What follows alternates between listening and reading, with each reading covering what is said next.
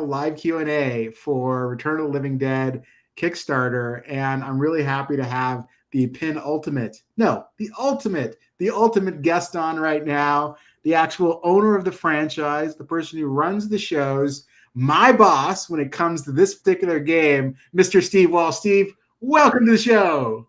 Hey, everybody. All righty. So before we get started, we're just going to have a little bit of fun and take a look at where we are with the actual Kickstarter itself. So just give me a second while I queue things up. And then also make sure that everyone knows where we are and what is going on. So we're going to do that as well. All righty. So, Steve, let me share my screen.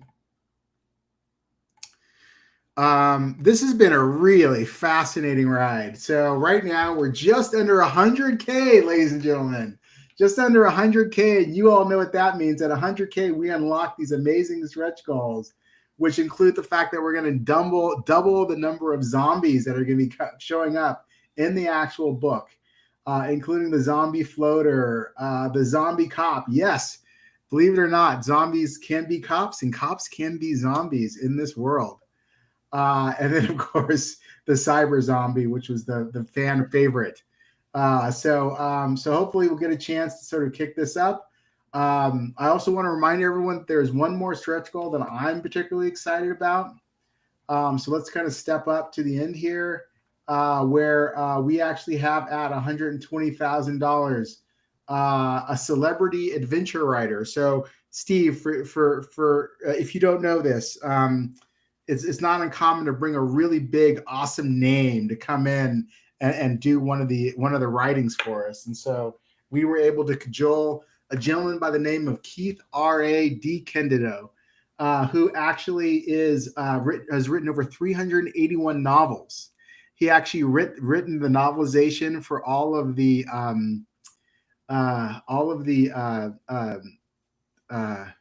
Star Wars, all the Star Wars novelizations, over 100 Star Wars novels, and also the novelizations for oh my goodness, he's gonna kill me because he's told me about this a million times.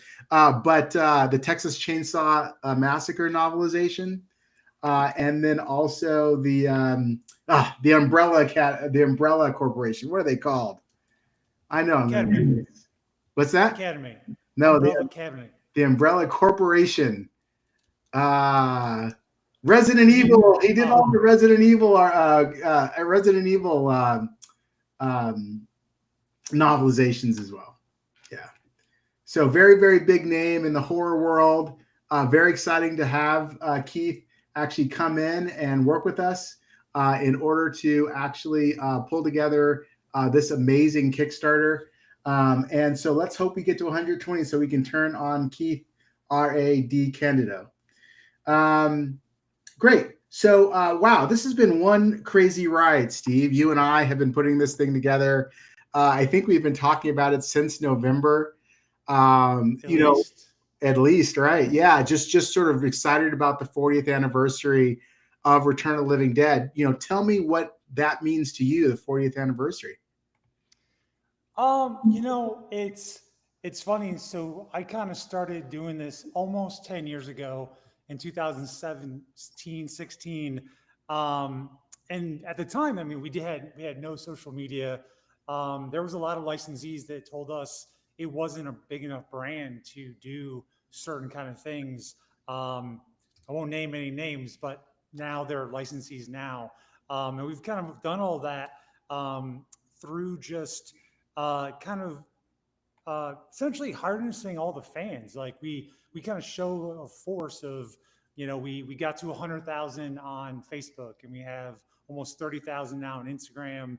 And we just collected all these different licensees, and I really went after people that were doing cool stuff, new stuff. But every time I talk to anyone, it's like, hey, do you want to do something with t-shirts? Do you want to do something this? They're always like, this is my favorite movie of all time. I'm wearing a shirt right now. Why isn't there more stuff? And we just kind of harnessed all that energy and really showed people all right, this thing is, everyone loves this movie and there should be more stuff. And Tarman's evergreen. You can, everyone needs another Tarman t-shirt every single year. And through doing that, not even like new content, new, you know, video games, movies, all that stuff, we just kind of like raised the Q level of this brand just through showing people and giving them somewhere to go to say like, hey, I love this. And now we do everything. I mean, we've done. I grabbed these to show. These are my Oh my Tar goodness. Force. These are my Tar Force ones. Bull Air did this, a special drop, limited. There's only 100 of them. They're like 550 a Holy piece. cow. But this is a Nike Air Force One done up like Tarman. Um, and we did a bunch of those, and we're doing another set of those some point this year. Different shoe, but same kind of idea. So, like going back to your question, 10 years ago, 9 years ago, I wasn't even thinking about the 40th anniversary. It was just kind of like, man, this franchise that everyone loves has been just sitting dormant. No one's really taken the reins of it, and we just need to, show and tell everyone like what it means to people and give them a place to go on social media, give them outlets, and then we've collected all these awesome projects and licensees, and we've done all these things. This project now, and it's all kind of leading up to new content. The comic books doing really well. We have this game obviously working on now. We have other things in the works as far as other media, and then a new movie, and it just kind of putting it in the place it should be with big horror franchises, because I think people love the movie and think of Tarman the same way they think of you know Michael Myers or Jason or anything else. And it's just been a lot of fun to try to like bring cool stuff. We always joke it's for the kids. Everything we do is for the kids. I mean, like that's kind of a tongue-in-cheek thing. Like kids love, zombies and horror and blood and guts and all those things, but also just like the kid and everyone. But we always joke like, yeah, this is for the kids. Like Tony and Gardner and I'm working on, the new special effects, the new Tarman, and we're always like, it's got to be more of this for the kids. Like they're gonna dig this. That's what we do. Spend a lot of time, just thinking about new ways to promote and bring cool stuff to the fans, and the fans show up and buy it all and talk about it and share their favorite quotes, and just it's a cool thing. It's amazing, Steve. How many people, like, now that I'm aware of how I'm aware of the franchise, how many people are wearing the shirts? How many people are like carrying the keychains, have the patches? In fact, one of our listeners said this, right? They've been rocking the Living Dead t-shirt every single time they talk about the project, right? So it's amazing. Not only that, but we've been able to catch on film that people at various cosplays have been cosplaying the punk rocker, the undead punk rockers. Yeah. And we've been catching that. So it seems like it's just absolutely undeniable how much longevity this franchise has had. Yeah, it's a fun little thought experiment. I always ask people like, what do zombies eat? Whether it's my nieces or a guy in the streets or anyone, they will tell you brains, even if they have no idea about this movie. But it's really only this movie. That's where it started. All the other big zombie franchises, it's all flesh. It's all like, it's not brain eating zombies, but like you can buy Hallmark cards and birthday cakes and balloons that have jokes about zombies saying more brains, or all these things. People will make jokes about someone, they're like, hey, you're not very smart, a zombie wouldn't attack you. They mean like they wouldn't eat your brains. But that's only really from this movie, which like from a box office standpoint is relatively small. Did like 14 15 million in 85. It's not like this huge global thing, but it just had such an impact on the zeitgeist and the pop culture that everyone will tell you zombie eats brains, even if they don't know where that came from or what, never saw the movie.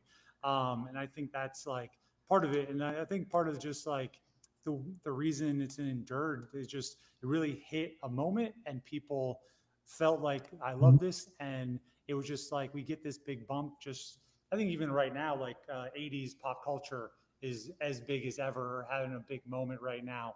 And I think everyone, even if they don't watch the movies every day, if they see a zombie saying more brains or see a Troxon barrel, they get it. Like they recognize that as like, that's part of the 80s.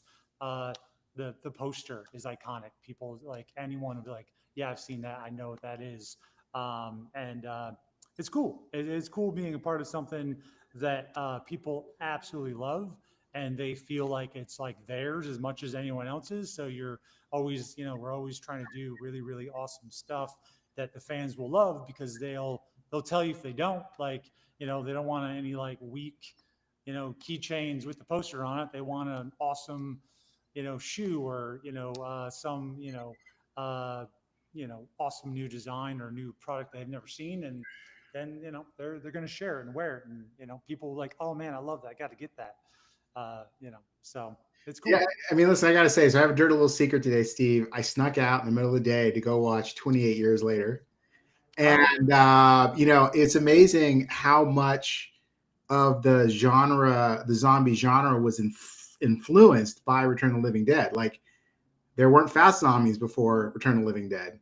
They weren't smart. I don't want to spoil 28 Days Later, but they get pretty smart in 28 Days Later. But all I was thinking was trioxin zombies. So not only just the brains bit of it, but there's so much of the genre that was really defined by what was done in that film. Well, what's cool to me is it definitely influenced a million movies later in lots of ways, everything, Zombieland, all those things. But it still like lives in its own little like universe. Like, all the other zombies are killed different ways. You bring up that movie. So I like to always point out something that sets Return apart from other things is in between the movies, in between the stories, there's hope. Like they solve it, even if they have to like blow up the town, but they save the day. Every other zombie franchise, Walking Dead, Dawn of the Dead, when you look, the world is over from the first frame, essentially. Like the beginning of Walking Dead, they wake up, the world's over, and what just happened, and to that first movie, 28 Days Later, there's a scene where they're walking along and they're just like, there's never going to be another movie. There's never going to be another book. Whereas like in between Return of the Living Dead movies, you're back to normal. So like we can tell stories in the future, in the past, where it's like, looks like our world, like people can recognize it.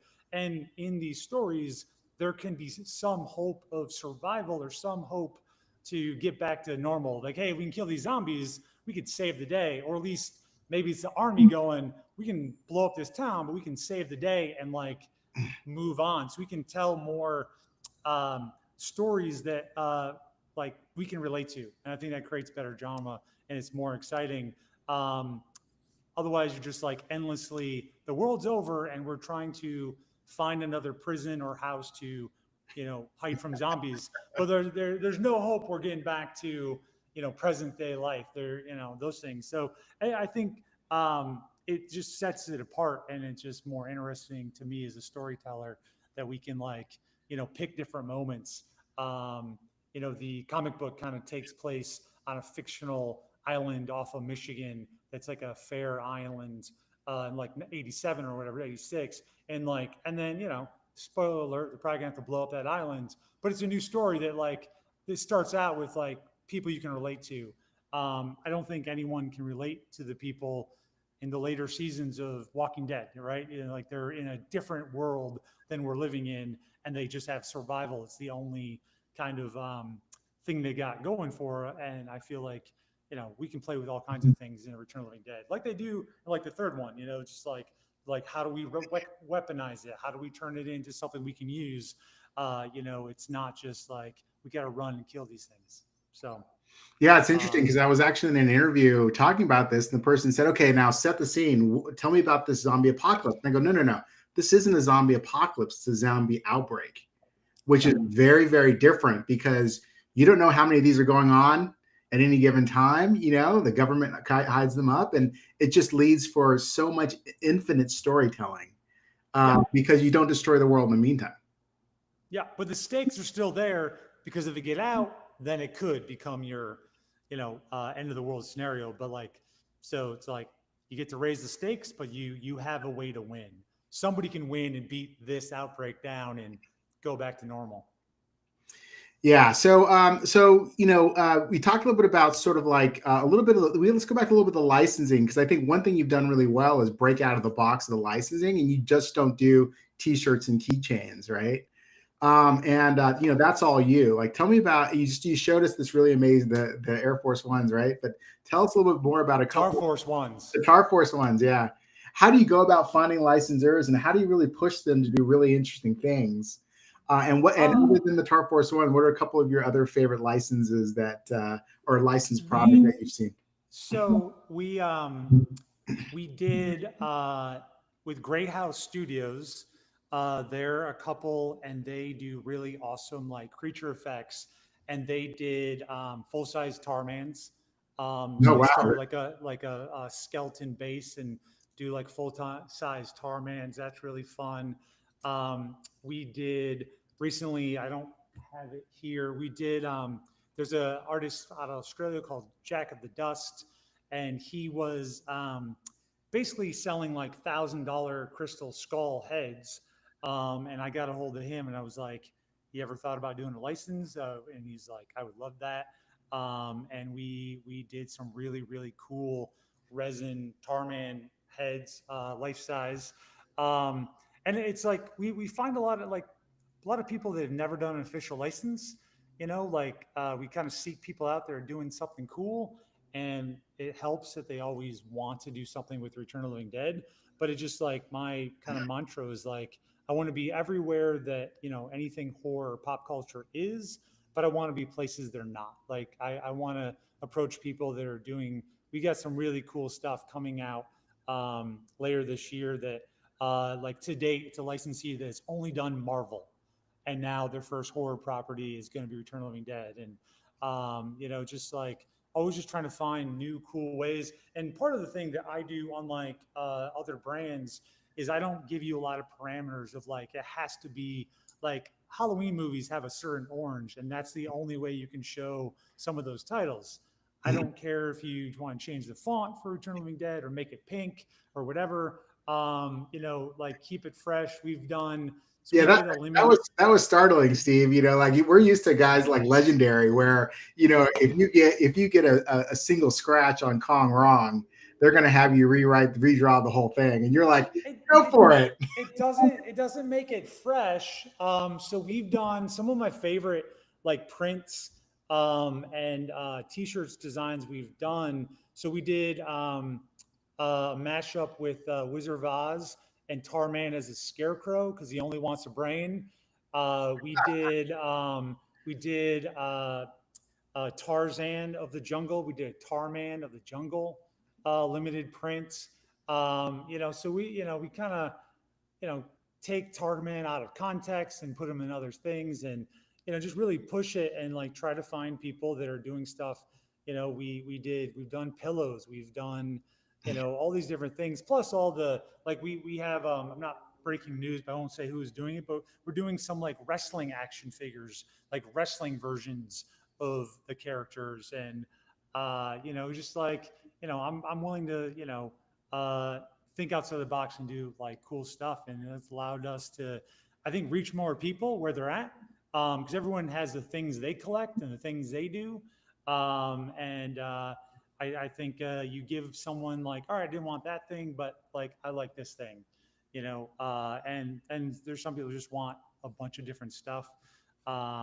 We have the Ben Cooper style costumes coming out Mm. the later this year, and those are going to be really rad.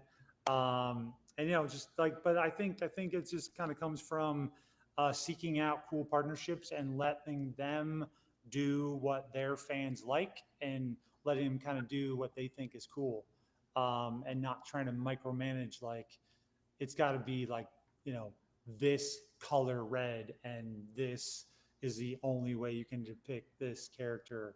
And we get really cool stuff because of it. That sounds great. Yeah. And now, when I met you, I don't think you knew anything about role playing games. Like, you never played Dungeons and Not really. Dragons. No, no. And so, as you started to think about partnering with us and to do this, like, what was going on in your head? It was definitely something I wanted to do because I think it's a really cool like way to reach people. A lot of people love it, And I just thought that you guys, especially after like talking to Nick and stuff, was just so like passionate about the brand and the movies and wanting to take such good care of it and make it awesome. I mean that's like the thing we care most about. Like if it's awesome, it's in. We don't want anything, you know. It's not just like, hey, this is a cash grab. It's like, how can we get someone go, oh fuck, take my money. I have to have that too. Like that's the bar. Like, you know, if it's like, yeah, that's all right, then you know, hard pass. No one's gonna care about it. But if they see it and go, I got to get that before my friend gets it, so I can tell him I had it and he doesn't, or I saw it first. Like that's always what we're trying to, you know, hit. So it's always like, yeah, but can it be glow in the dark? Can it be bigger? Can it talk? You know, like these are all the questions. Like it's never like, how do we make it cheaper, smaller? Maybe it doesn't need a package. It's like, how do we make the package awesome? How do we make every part of that brand new art? And then people are like, yeah, that's cool. Like if they don't buy it, they want to share it. They want to show someone else. You know, we always see like comments in the Instagram and stuff. It's like, you know, someone else telling like, Yeah. hey, your mom's gonna love this, or hey, you know, Heather, you better get this before they sell out. You know, like someone's like, I know my friend loves this movie. I'm showing them what this thing is because I think it's so cool. Even though like I'm not gonna, you know, some people don't wear horror T-shirts. That's just not their thing. But like, you know, they will like appreciate that. Like this is really cool. You know, and we push it. Like we did last year, or the year before, we did a pumpkin scented orange tar man like figure, and you know, Why and not, people right? loved it, and you know, yeah, because it was pumpkin spice, so people like, well, I've never had a pumpkin spice tar man action figure, so I need this one, and you know, that's it's just, you know, we did a collab with Cavity Colors, and we did American Gothic with Elvira and Tarman, which was like a brainchild, pun intended, that I had. And we took less money to make sure we could get, you know, Elvira's people on board. And we just made an awesome poster and t-shirt that everyone loved. And it's like, it's amazing, you know, and it's like, I was happy to like, yeah, we can take a smaller cut so we can pay her full cut and do this awesome t-shirt that people are going to love. So, you know, like I All said, right, for the kids, man. we got a couple questions here. So, Sure. do you get to pick your name that's presented in the thank you page? Yes, you do. So, we just opened up a couple new pledges for $100. You get on the thank you page, and yeah, well, as long as it's not offensive, like you know, let's not do something like crazy. But like if you've got a call sign, like if I might put the evil genius or something along those lines, or if you have a favorite Dungeons and Dragons character that you want to do it, absolutely, yeah, whatever you want, so long as it's not offensive. Or someone else's name if you want to get it for someone else. Like, you know, Medication. you want to thank your, yeah, thank your mom or thank your best friend. Yeah, if you want it in zeros and ones, rad, why not? You know, whatever, you know, alien, Klingon. If you want your name in Klingon, we'll do that as well. Here's a question that I'm sure is on everyone's mind, which is how is the production coming for the new movie? Really good. We're looking to start shooting in the end of August, and we if you follow Project Brain Freeze, there's details on the returnlivingdead.com. We do send out like behind the scenes and updates and things, but at the same time, we kind of keep it under wraps too because it's more fun that way. Like I don't want everyone to know everything about it before we do it. But really good. We are hard at work on it. So since we've broken the story, right now we're talking about the thing everyone wants to talk about, which is this new film that should be coming out in December. But the trailer is awesome, Steve. Like Tarman, first of all, Tarman looks like a badass. Number two is it's a Christmas movie, which is yes, please, and it just looks fantastic. Yeah, you know, I mean, and I always remind people, it's not even a trailer.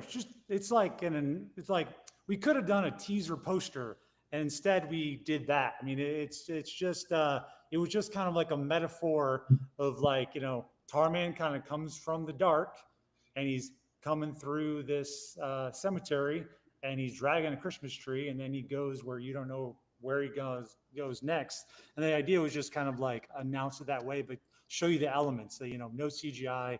Takes place in 1985. It's going to be in a blizzard in a small town in Pennsylvania, and just like we shot that in November in Simi Valley. Like it wasn't, there was it doesn't snow there ever. It's kind of like very dry, kind of almost wasteland, and we turned it into Where the aliens this. live. Yeah, and I mean, and like everything in there we built, like we built that graveyard just like they did in the first movie. There's no actual graveyard in the first movie. They built that. We like that wasn't a graveyard. Those are all custom graveyards, gravestone we put in there, and then obviously the snow and the gates. Like I sourced some like rusty iron gates from somewhere in like South Carolina and had it freighted so we could put up those gates. Oh, man. I went to someone that had new ones, and I was like, I don't want new ones. Do you have anything that's like out in the sun that's been like twisted up and you're trying to get rid of, or you never that's what I want. They're like, yeah. And we got it at a discount because they're just was in their junkyard. But yeah, we shipped gates to California cross country for this thing. I'm very committed to the idea of no CGI.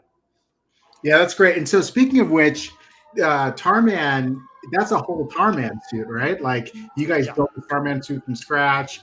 You hired an actor to actually play Tarman. It's very much the opposite of CGI. Yeah. In fact, a lot of people have accused us at the beginning of that teaser trailer, the gates open on their own. And they're like, that's CGI. It's not.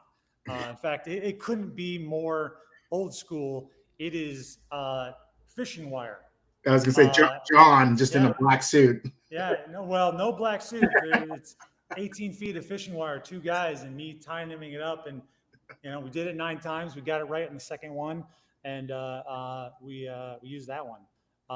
But yeah, sometimes it's just like super old school.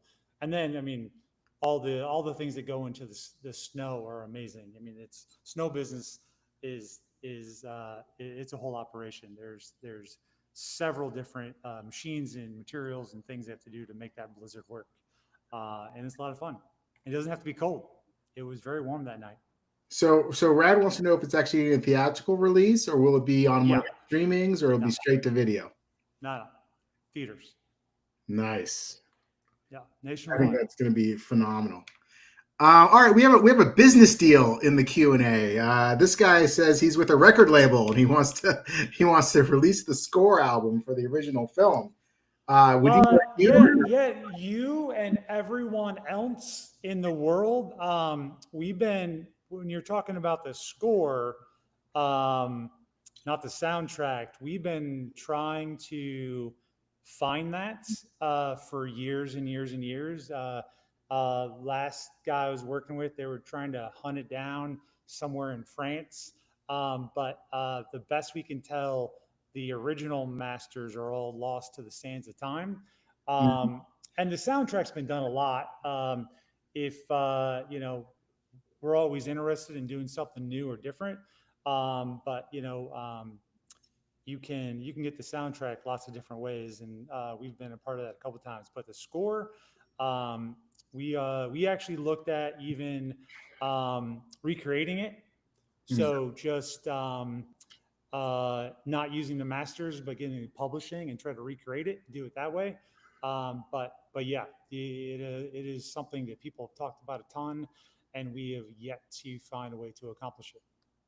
Yeah, and when you picked up this franchise, right, you almost kind of had to put the pieces back together. We were talking about sort of we were wondering if you had the original art for the poster and stuff like that, and I'm sure it's been quite an effort to pull everything back. Well, anytime, like I have lots of like various IPs and stuff, and like anytime you're trying to do anything that has been around a long time, there's a process of,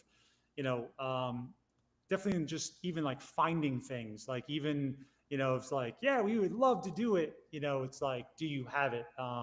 Whether that's like original art, original storyboards, or, music in a lot of cases, or, sometimes like different movies like don't have like the stems if you want to do something with the audio, et cetera, et cetera. We have plushie coming out, talking Tarman plushie, and we hired a voice actor to do ADR so we could like get clean audio tracks, because it just like to try to separate it and use it into like a pull a cord plushie, it just kind of was garbled and those kind of things. So yeah, it can be a challenge. I mean, we're talking about a movie that's 40 years old and sometimes older. So, um, but yeah, we are working, or at least have been putting efforts into trying to get the score out on vinyl. But no avail yet. Got it. All right, so this is amazing that it's going to be out in December. You're getting ready to film. It's going to be theatrical release. What are some of the things you're hoping to happen, or to for people to experience with this film? It's now been several years since the last film. Like, what do you want to have happen with this new film?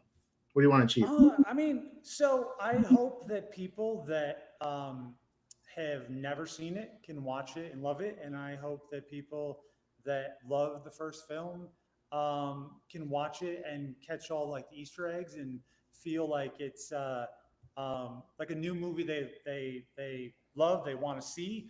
But we're in no way trying to recreate, remake, not even reboot. Like it's a new story in this world that we hope if you like the old one, you'll like this one. I knew the whole time going into like everything from the first time we talked about it, we can't try to recreate any of those characters. Like there's no, it's a no-win situation. Like that was magic, lightning in a bottle, and you can like give you something new that I feel like people that like that can like this, but it's not trying to, give you a new trash, or like tell you the same story, or trying to, tell the same jokes, or anything like that. Like it's just in the world of Return of the Living Dead with the rules as they stand. It is a new story in that environment 18 months after the first film. And I think it's you won't have to be like, oh man, I don't like how they did this or recreated this. It's a new story, and I think that's, you can go in feeling like, all right, this is cool. I can give this a chance. I'm not worried about this like ruining my childhood, because a lot of times if they like remake a movie, they just like ruin both movies for you, and we don't like. I love that film. Everyone loves that film. It can stay right where it is, and we're just gonna tell more hard R fun zombie stories with the same rules that are set up in that one. And if you, like I said, if you've never seen that movie, you'll know everything you need to know. You won't have to like feel like you need to go watch that to like understand it. And I think for us, like I think that's the perfect way to do it. We don't want anyone to feel like, oh man, they try to redo this and fucked it up. I think like it's not fun. It's not for anyone. That they try to do that dark version remake of like Nightmare on Elm Street.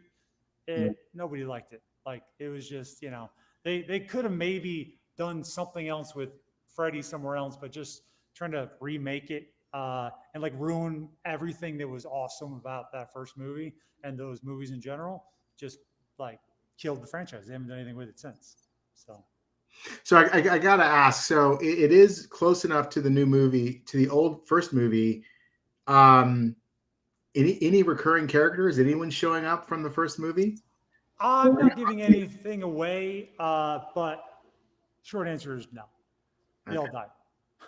Uh, so Spoiler alert! You haven't yeah, watched the first movie. Yeah. If you haven't seen it, I'm sorry to ruin this for you, but it's my belief that everyone in that movie is very, very nuked. Got it. Okay. All righty. Well, I can say for everyone, we're all incredibly excited to see that movie come out, and also, when we were chatting earlier, you had a lot of ideas. You'd already sort of mapped out several decades worth of the direction of this franchise. And my guess is that some of that's coming out in our game, certainly, but some of it's coming out in the comic book and the movie. But where else do you see you fleshing out that world Bible and fleshing out that story moving forward?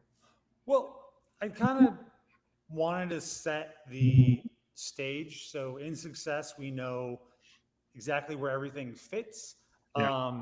And so yeah, like we like in my mind, the next movie doesn't have to be in the 80s. It could be the 90s, it could be present day, it could be in the 70s.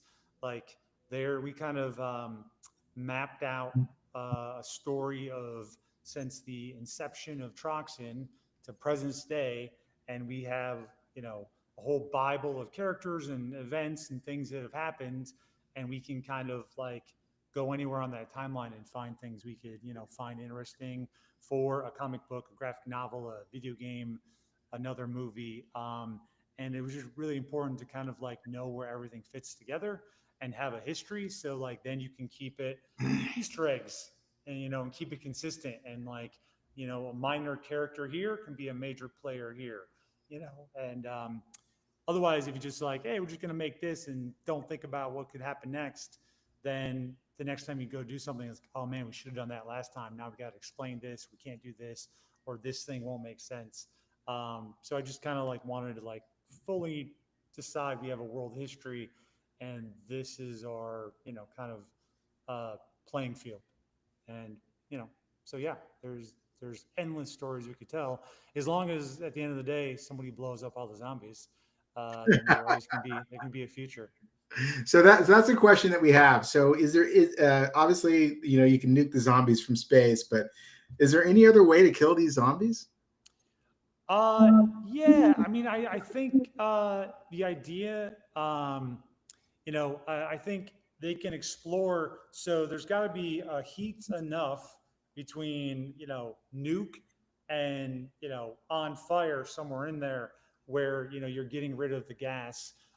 Or, you know, you could explore ways to capture that gas, like suck it up, etc. So Hmm. I feel like in the future, they might have some better ways to get rid of these zombies, but these zombies are really hard to kill, you know, and it makes for a challenge for, you know, you couldn't do like an endless runner like mobile video game, for example. Like that doesn't work. It could work for other franchises. You can just like mow them down, but you can't like, you know, do that with you know, these zombies. So it does present challenges. That's why the movies end up, you know, you blow up a town because they don't have a lot of good ideas in the 80s.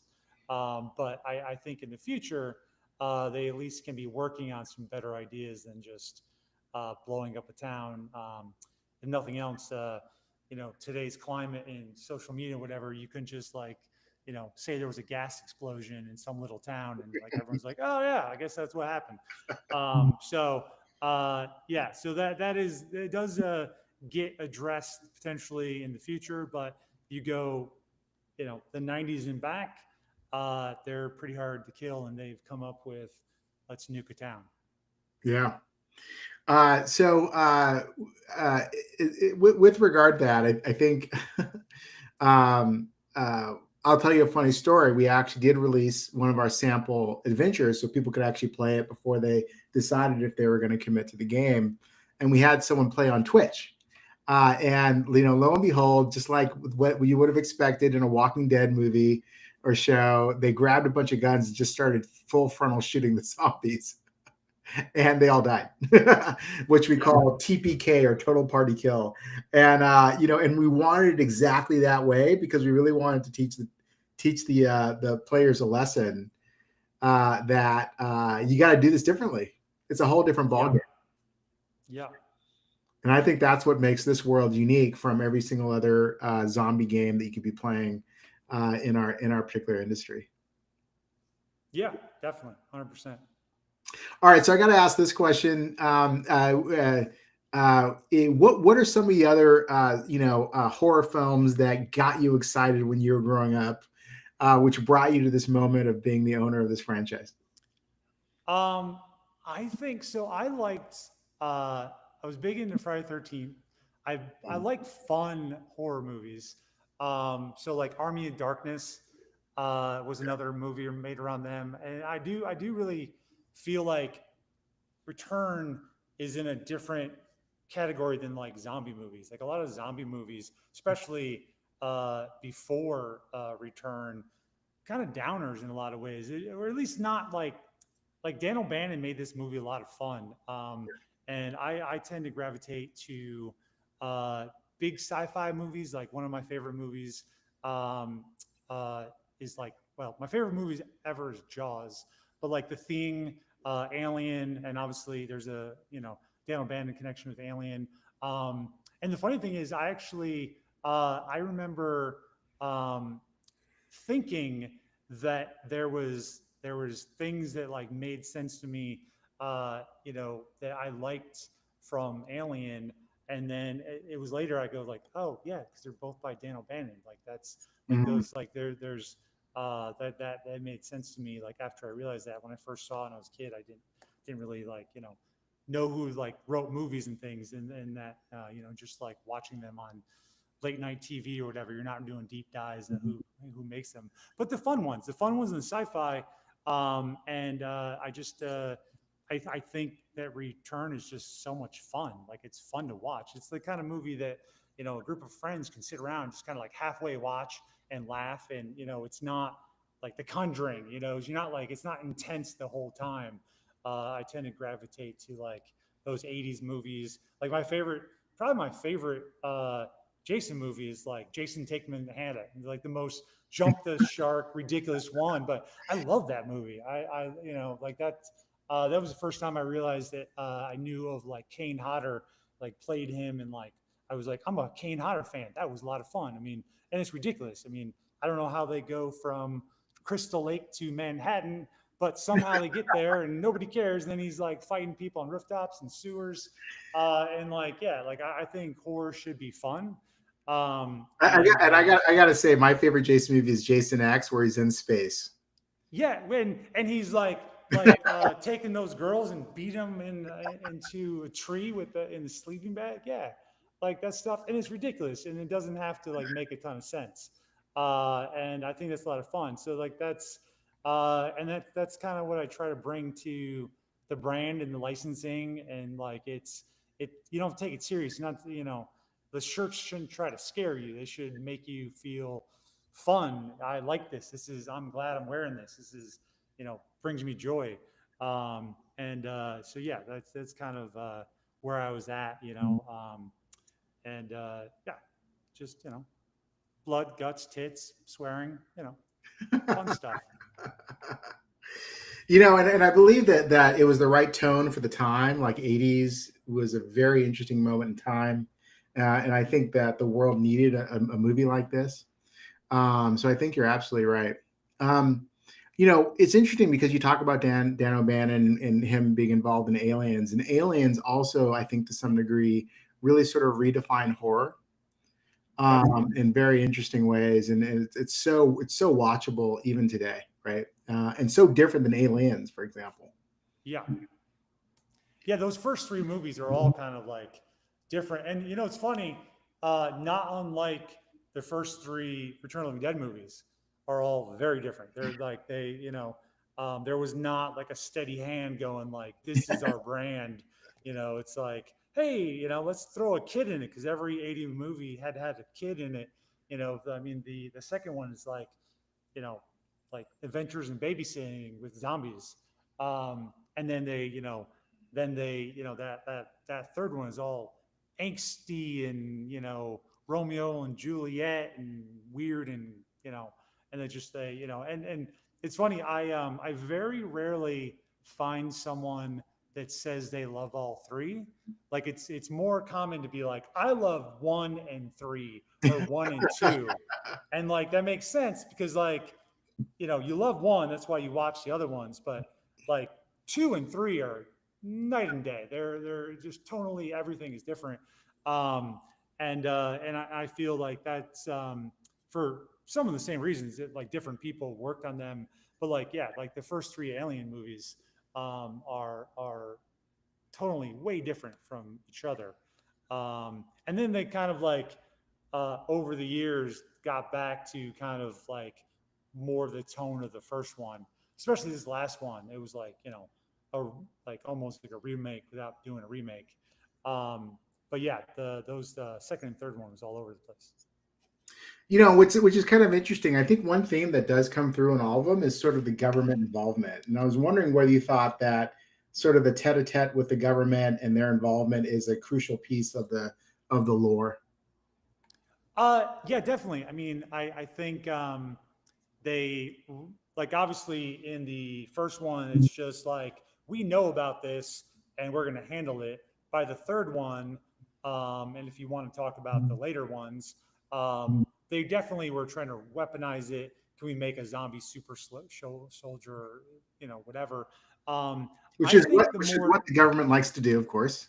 yeah, I think, and in my kind of Bible in present day, I think what's more interesting and would make more sense um, is the the weaponization of the gas. That would like that's like the what would make sense, you know, for another country to try to steal, weaponize, worried about it getting in the wrong hands. Did Yeah. you release this in a town you were trying to take over? Like so, like I feel like you know this next movie we're making is very much uh, kind of a simpler story set in the 80s, but like I think there's lots of room to explore the what I think would be the more natural thing than trying to make like a zombie super soldier and put zombies like, you know, as soldiers. Just like that's not where we're going now. Like we're not looking to try to make tougher soldiers. We have drones and big bombs and whatever.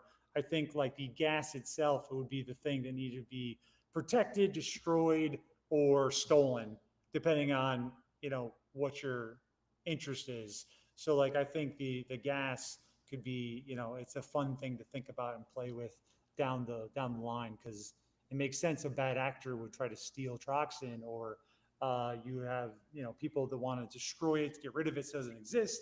And then some people saying, no, it should exist. Just we should only have it, you Right. know, just like nukes or anything else.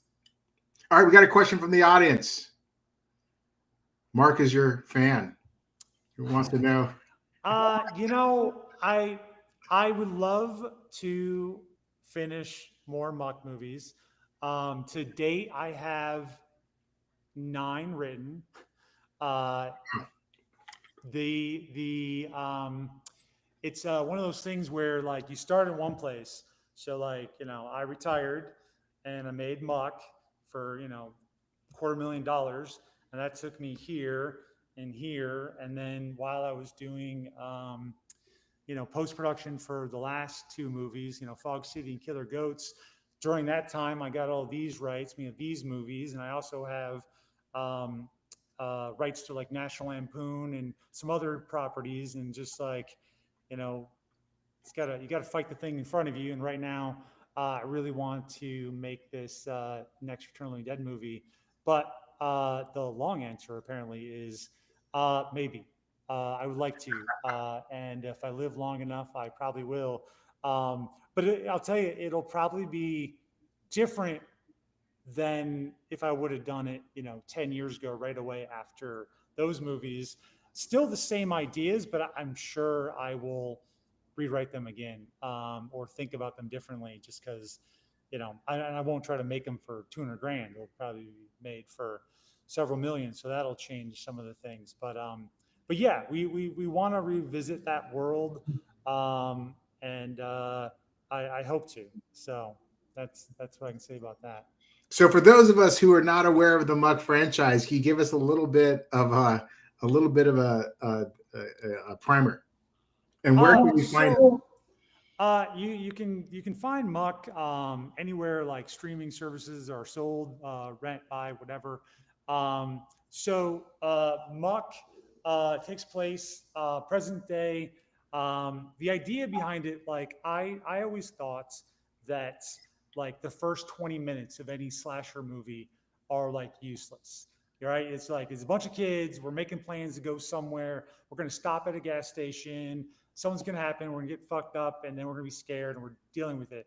So I had this idea of like this longer version of that movie, but let's just start in the middle. So like the first frames of Muck, people are already missing. They're already, they're already scared. They're already dealing with something. They're bloody, whatever. And then they're going through it. The movie is like quarter real time. So like the movie takes place essentially like, over like 6 hours. The movie's like, 90 minutes. So you're getting a lot of play by play. But the idea was then to go back and then do a prequel and a sequel and like then tell how they got there and then the ending of the story. But it takes place in the fictional town of West Craven. We shot in the actual town of West Dennis on Cape Cod. Going back to something I said earlier, my favorite movie being Jaws. So it was like, so Jaws is shot also on Cape Cod and Martha Vineyard.